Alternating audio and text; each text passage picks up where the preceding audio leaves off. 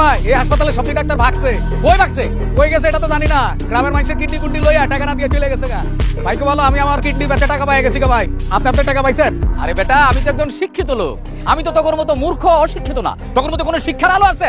বেটা, আমি 1998 সালে 8 পাস করছি। এই যুগের এমএ পাশের সময় আমি কি তোর মতো 7 লাখ টাকা আমার কিডনি বেচছি?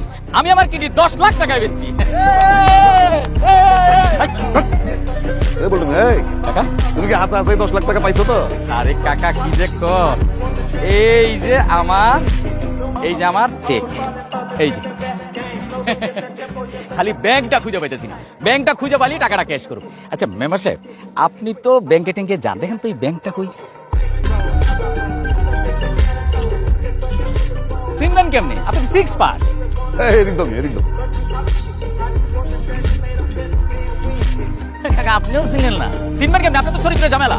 এত কিছু চিনি আর এই সোনার ব্যাংকটা কই এইটা চিনলাম না। আল্লাহ, এটা কি হইলো? হালার পুত্র আমার সোনার ব্যাংকে চেক ধরা দিয়ে গেল।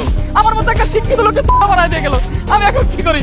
আমার কিডনিও নিয়ে গেল, আমার টাকাও দিল না। আমার এখন কি হবে? আমি কি করি? আমি এখন কি করি? আমার কি করি? আমার সব শেষ হয়ে গেল। আমি এখন কি করবো? কি করবো? আমি এখন কি করবো? আমার সব শেষ হয়ে গেল। এই ব্যাংকটা আমি চিনি। চিনোস? হ্যাঁ, কই এ ব্যাংক?